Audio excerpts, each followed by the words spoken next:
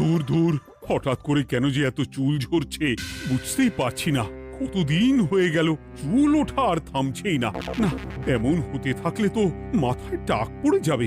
না না না, আজ রাজবৈদ্যের কাছে পরামর্শ নিতে হবে। কি ব্যাপার মহারাজ, আজ আপনাকে এমন চিন্তিত দেখাচ্ছে কেন? জীবনে বড় দুঃখ গোপাল, মন মেজাজ একদম ভালো নেই। সে কি কি হয়েছে মহারাজ? গোপাল থাকতে দুঃখ কিসের? আর বলো না, মাথার চুলগুলো আজকাল ঝড়ে পড়া পাতার মতো পটপট করে ঝরে যাচ্ছে। আমি তো জানি কেন এমন হচ্ছে, কিন্তু এখনই মুখ খুললে চলবে না। আর একটু বেশি বিপদ বাড়লে তখন মাঠে নামবো। তাই বলুন। এ তো খুব ছোট ব্যাপার। চুল ঝরলে টাক পড়বে, আর সেটা পড়া কত ভালো জানেন?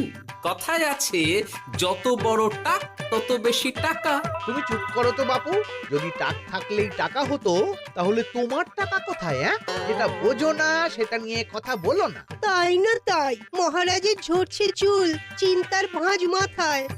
গোপাল যতই চেষ্টা করুক, চিড়ে ভিজবে না কথায়। তোমরা সকলে থামো তো দেখি। ও রাজবৈদ্য, তুমি এর কিছু উপায় বলো। আগে মহারাজ, অনেক সময় দেহে ওই লৌহের পরিমাণ কমে গেলে এমন চুল ঝরে। আপনি বরং পালং শাক, ওই কিশমিশ, কলা ও আরো কিছু ফল আমি বলে দিচ্ছি, সেগুলো বেশি করে খান। আচ্ছা আচ্ছা আচ্ছা, তবে তাই করে দেখি।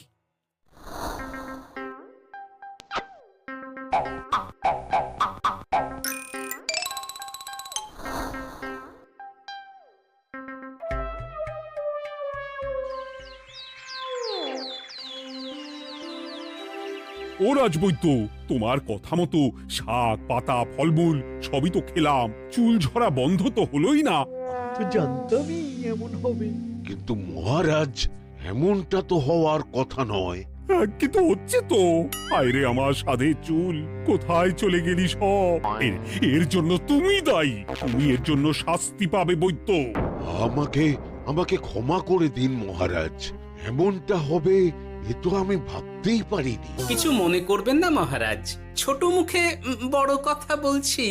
কিন্তু সত্যি এখানে রাজবৈদ্যর কোনো দোষ নেই।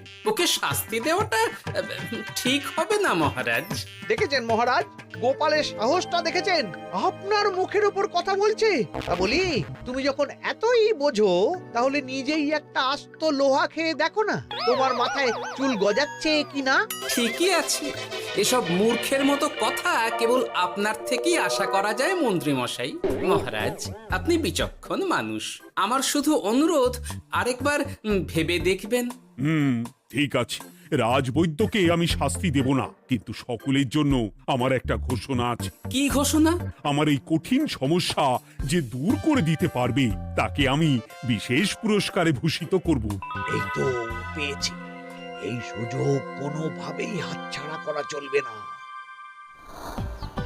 এবারের সমস্যাটা সত্যি বেশ কঠিন। কি করলে যে মহারাজের চুল পড়া বন্ধ হবে সেই উপায় মাথাতেই আসছে না। হঠাৎ করে কেন যে এমন হলো কে জানে।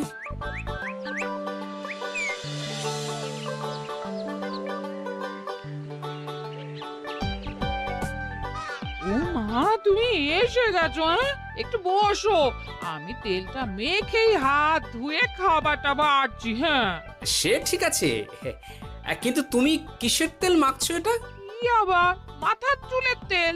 এখানেও চুল, ওদিকে মহারাজেরও চুল ঝরে পড়া নিয়ে আমরা সবাই হিমশিম খাচ্ছি গিন্নি। আরে, মহারাজের অত সুন্দর কালো চুলগুলো ঝরে যাচ্ছে, এ তো ভারী দুঃখের কথা। সে আর বলতে। ওই জন্যই তো আমি বাবা মাথায় এই জড়িবুটি তেল মাখি। এতে চুলের গোড়া শক্ত করে, চুলকে ভালো রাখে, নতুন চুল গজায় সব। হ্যাঁ। কি কি বললে? নতুন চুলও গজায়? সত্যি? হ্যাঁ। বাহ, তাহলে আর চিন্তা কি? আমাকে এই তেলটা একটু দিতে পারবে গিন্নি? মহারাজকে দিয়ে আসি। উনি বলেছেন যে ওনার সমস্যা দূর করতে পারবে তাকে উনি পুরস্কার দেবেন। ওমা, এই তাই নাকি? এ তো দারুণ ব্যাপার গো। নাও নাও নাও, তেলখানা নিয়ে মহারাজকে কাল দিয়ে এসো তাহলে। আর জানিয়ে দিও, দিনে 2 বার কিন্তু তেল মাখতেই হবে। হ্যাঁ, আচ্ছা ঠিক আছে।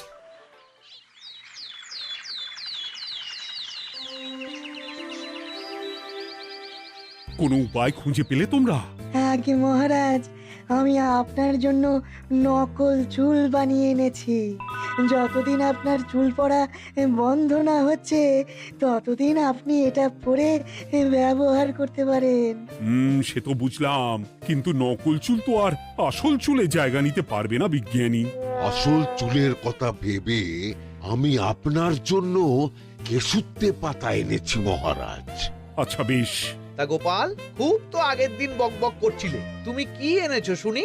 সেটা যথাসময়ে দেখতে পেয়ে যাবেন মন্ত্রী মশাই। এটা জড়িবুটি তেল মহারাজ। আমি এটা আপনার জন্য এনেছি। এতে নতুন চুল গজায় আর চুলের স্বাস্থ্যও ভালো হয়। আমার গিন্নিও ব্যবহার করে এটি, তবে দিনে 2 বার করে মাখতে হবে, তাহলেই ভালো ফল পাবেন মহারাজ। বাবা, তাহলে তুমি কেন মাখো না? আচ্ছা, আপনার সমস্যাটা ঠিক কোথায় বলুন তো মন্ত্রী মশাই? মহারাজের জন্য কিছু আনলেও কথা শোনান, না আনলেও কথা শোনান। সত্যি তো মন্ত্রী, কেন তুমি সব সময় গোপালের পিছনে পড়ে থাকো বলো তো? এরা তো তাও সবাই কিছু না কিছু আমার কথা চিন্তা করে এনেছে, তুমি তো সেটাও করনি। না আসলে মহারাজ, আমিও ভাবছিলাম আপনার কথা, কিন্তু থাক, বুঝেছি। আহ, দারুণ। তেলের গন্ধটাও খুব সুন্দর। গোপাল, তোমায় অনেক ধন্যবাদ। আশা করছি ব্যবহার করলে খুব ভালো ফল দেবে। একদম দেবেই মহারাজ। দূর বাবা, ভেবেছিলাম এক হলো আর এক। কোথা দিয়ে যে গোপালটা মাঝখান দিয়ে এসে নাক গলিয়ে ঢুকে পড়ে, খুব শক্ত পুরস্কার নেওয়ার। দেখাচ্ছি মজা।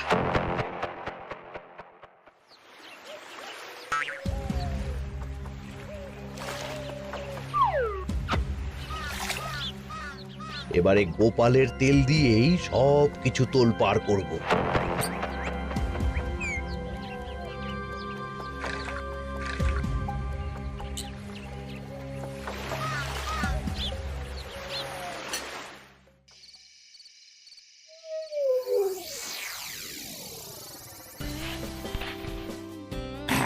ব্যাস, হয়ে গেল 2 বার মাখা। গোপাল বলেছিল এতেই ভালো ফল পাব, কিন্তু এখন মাখার পর মাথাটা কেমন জ্বালা জ্বালা করছে মনে হচ্ছে। হয়তো নতুন চুল গজাবে বলে এমন হচ্ছে। কাল সকালে বোঝা যাবে। এতক্ষণে বোধহয় ছোট ছোট চুল গজিয়েই গেছে। কি এটা চুল গজানোর তেল ছিল নাকি পড়ে যাওয়ার? হে ভগবান, যেটুকু বাকি ছিল সেটাও ঝরে পড়ে টাক পড়েই গেল। হ্যাঁ, গোপালই হলো যত নষ্টের গোড়া। আজ আসুক সভায়।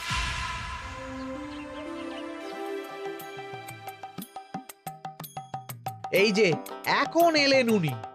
ও কি মহারাজ, আপনি এমন কাপড় মাথায় জড়িয়ে বসে আছেন কেন? তুমি আর এমন প্রশ্ন জিজ্ঞাসা করো না গোপাল, তোমার দয়াতেই মহারাজের এমন অবস্থা। মানেটা আমি তোমায় দেখাচ্ছি, দাঁড়াও। এই যে গোপালের দেওয়া তেল মেখেই আমার এমন হয়েছে, আর তার জন্য আমি তোমাকে কোনোদিনও ক্ষমা করব না গোপাল। বিশ্বাস করুন মহারাজ, আমার গিন্নিও মাখে এই তেল, কিন্তু এমন কিছু তো এখনো পর্যন্ত ঘটেনি। আমি আর কিচ্ছু শুনতে চাই না। আমার মাথা ভর্তি চুল আমি ফেরত চাই। যতদিন না আমার মাথার সব চুল ফিরে আসছে ততদিন আমি তোমার মুখও দেখতে চাই না। মহারাজ, আপনার কোনো চিন্তা নেই, আমি তো আছি। এবার এই সমস্যার একটা সমাধান আমি করেই ছাড়বো। কি ব্যাপার, মন্ত্রী মশাই এত লাফাচ্ছে কেন? এসবের পেছনে আবার ওনার হাত নেই তো? না, ব্যাপারটা পরে দেখতে হচ্ছে।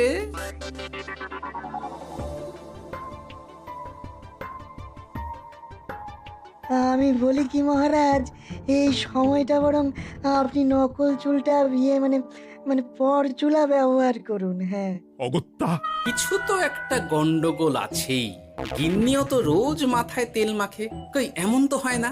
মন্ত্রী যদি কিছু করেও থাকে তাহলেও হাতে নাতে ধরবো কিভাবে? ও কি গো গোপাল দাদু, এখন এই সময় তুমি রাজসভা ছেড়ে এখানে? তোদের দাদু আর রাজসভায় যাবে না রে? কি বলছো গো? কেন? আর কেন, বিনা দোষে এমন শাস্তি। তোমায় শাস্তি দিয়েছে, তুমি শুধু বলো কে তোমার সাথে কি করেছে, বাকিটা আমরা বুঝে নিচ্ছি। আচ্ছা বলছি, কৃষ্ণনগরের মন্ত্রী মশাইয়ের বাড়িটা কোন দিকে একটু বলতে পারবেন? কৃষ্ণনগরে নতুন নাকি? আগে তো আপনাকে কখনো দেখেছি বলে মনে পড়ছে না। হ্যাঁ, আমি এখানে থাকি না, আমি এখানে আমার কাজে এসেছি, তাই মন্ত্রী মশাইয়ের বাড়ির ঠিকানাটা যদি একটু বলে দেন। নিশ্চয়ই, এ পথ দিয়ে সোজা চলে যান, তারপর কিছুটা ডান দিকে গেলেই পেয়ে যাবেন। আচ্ছা, অনেক ধন্যবাদ। ভিন গাঁয়ের লোক মন্ত্রী মশাইয়ের বাড়িতে, ব্যাপারটা বেশ সন্দেহজনক লাগছে। এই এই গুলটে ন্যাপলা, তোরা তোরা দুজন একটু আড়াল থেকে দেখতো লোকটা মন্ত্রী মশাইয়ের বাড়িতে ঠিক কি জন্য এসেছে, তারপর আমায় খবর দিস। ঠিক আছে গোপাল দাদু। তোমার আবার এখানে আসার কি দরকার ছিল? আমি তো বলেছি যে আমি ঠিক গিয়ে তোমার পাওনা গন্ডা মিটিয়ে দেবো। মিটিয়ে দেবে? কতদিন হয়ে গেছে জানেন? দেখো, হয় আমার কীটনাশক আর সার সব ফিরিয়ে দিন, নয়তো আমার জিনিসের দাম মিটিয়ে দিন। কীটনাশক, সার আর কি করে ফেরত দেবো বলো? ও তো সব পুকুরের জলে মিশে গেছে। ওসব আমি জানি না, আমার পাওনা গন্ডা মিটিয়ে দিন, ব্যাস। চল চল, এখনই তাহলে গোপাল দাদুকে গিয়ে সব জানাই। চল চল। দাদু, ও গোপাল দাদু। তোরা এসে গেছিস? আয় আয় আয় আয় আয়। মন্ত্রী মশাইয়ের মুখ থেকে অনেক খবর পেলাম। তাই নাকি? কি শুনি? মন্ত্রী মশাই ওই লোকটার কাছ থেকে অনেক কীটনাশক সার নিয়েছে, কিন্তু এখনো জিনিসের দাম মেটায়নি। হ্যাঁ, ওই জন্যই তো মন্ত্রী মশাইয়ের উপর লোকটা খুব লেগেছিল, হুমকিও দিয়েছে 1 সপ্তাহের মধ্যে জিনিসের দাম সব মিটিয়ে দিতে হবে। তাই নাকি? কিন্তু কীটনাশক সার নিয়ে মন্ত্রী মশাই কি করবে? সেটা তো বলতে পারবো না দাদু। তবে হ্যাঁ, মন্ত্রী মশাই ওই লোকটাকে বলছিল যে ওই সব কীটনাশক সার পুকুরের জলে মিশে গেছে। কি বললি? পুকুরের জলে?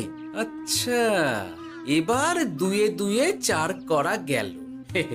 অনেক ধন্যবাদ রে তোদের। বল বল, তোরা কি খাবি? কিচ্ছু লাগবে না গোপাল দাদু, তবে ভোলা বয়ের আর মিষ্টি খাওয়ালে। আচ্ছা আচ্ছা। কি করে যে মহারাজকে আসল ব্যাপারটা বোঝাই, কিছু তো একটা উপায় বের করতেই হবে। তা বলি বাবা, রাজসভায় যেতে হবে না বলে কি সারাদিন এইভাবেই শয়নে শয়নে দিন কাটাবেন বাবা? হ্যাঁ, উপায় পেয়ে গেছি। বুঝলে গিন্নি, আমাকে একটা জায়গায় যেতে হবে, বুঝলে? তারপর ওখানে যদি কাজ হয় তাহলে আগামীকাল রাজসভায় আমি যাব। কিন্তু তুমি যে বলেছিলে তোমার এখন ছুটি। হ্যাঁ, কি আর করি বলো, গুরুত্বপূর্ণ একটা কাজ, তাই যেতেই হবে। আচ্ছা যাও। ওই গো বিজ্ঞানী, আরে গোপাল যে, বলো। এই যে বিজ্ঞানী, একটা বিশেষ দরকারে তোমার কাছে এলাম, বুঝলে? হ্যাঁ, বলোই না।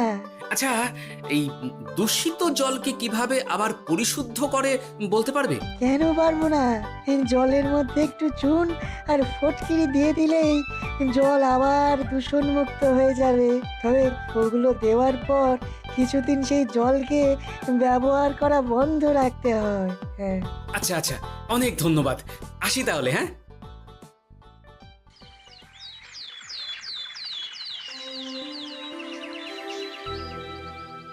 ছায়া পড়েছে, ছায়া পড়েছে, আমি বেশ বুঝতে পারছি তার ছায়া পড়েছে এখানে। কার ছায়া পড়েছে? আজকাল তোর মাথা থেকে অনেক চুল ঝরে পড়ছে, তাই না? আগে হ্যাঁ সাধু বাবা, আপনি একদম ঠিক কথা বলেছেন। ও বাবা, আবার কোথা থেকে উদয় হলো? আরে আমি একা গিয়ে সেই স্নানের পুকুর পরিদর্শন করতে চাই। যথা আজ্ঞা বাবা।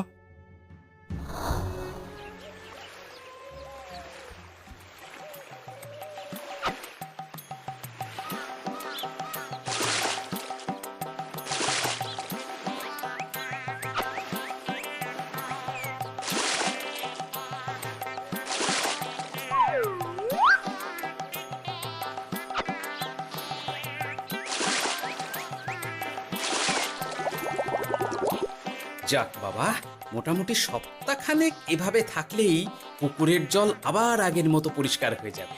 এবার শুধু মহারাজকে একটু বুঝিয়ে বললেই হয়ে যাবে।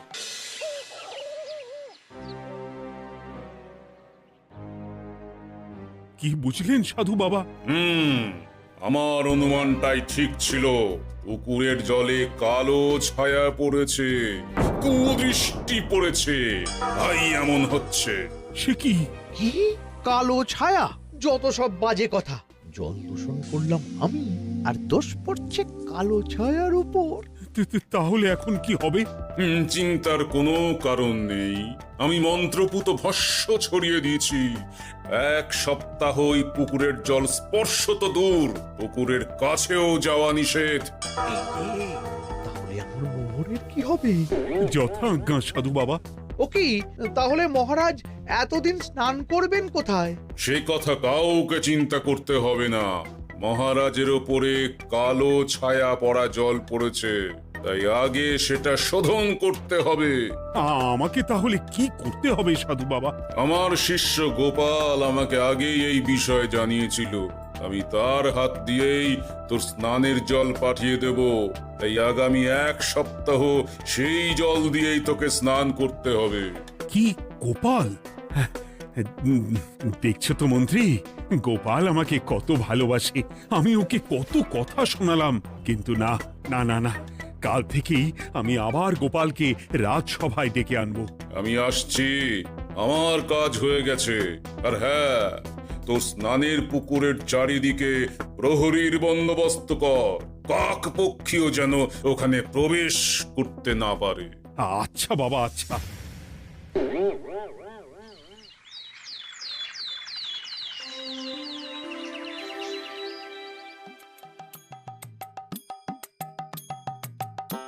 গোপাল, তোমাকে আবার এখানে দেখতে পেয়ে আমার খুব ভালো লাগছে। তোমার গুরুদেব গতকাল এসেছিলেন, কিছু মনে করো না। না বুঝেই তোমাকে অনেক কথা শুনিয়েছি।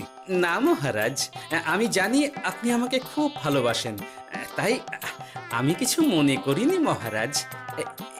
এই নিন, আমি আপনার স্নানের জল এনেছি। হ্যাঁ হ্যাঁ, দাও দাও দাও।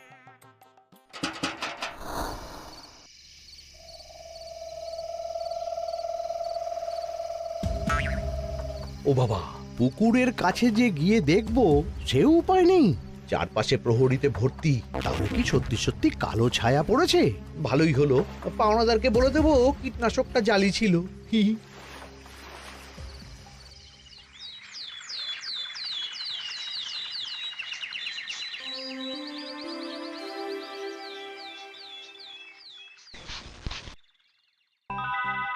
এই তো আমার সেই পুরনো কালো চুলগুলো আবার ফিরে এসেছে। আহা, কি যে আনন্দ হচ্ছে দেখে। আজ 1 সপ্তাহ সম্পূর্ণ হলো। গোপালের জন্য আমার স্নানের পুকুর থেকে কালো ছায়া দূর হয়েছে। আমাকে এই সমস্যা থেকে দূর করার জন্য আমি গোপালকে 100টি মোহর উপহার দিতে চাই। ধন্যবাদ মহারাজ। দূর, আমার আর ভালো লাগে না। সব সময় গোপালই মোহর পায়, এটা তো আমার পাওয়ার কথা ছিল। এদিকে আজকে পাওনাদারও আসবে।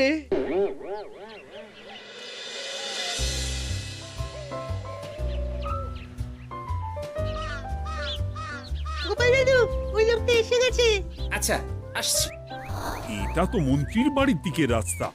আমরা তাহলে ওদিকে কেন যাচ্ছি গোপাল? আপনার পুকুরের আসল রহস্যটা কি সেটা আপনি জানবেন না মহারাজ? মানে? নিজের চোখেই দেখুন, তাহলে বুঝতে পারবেন।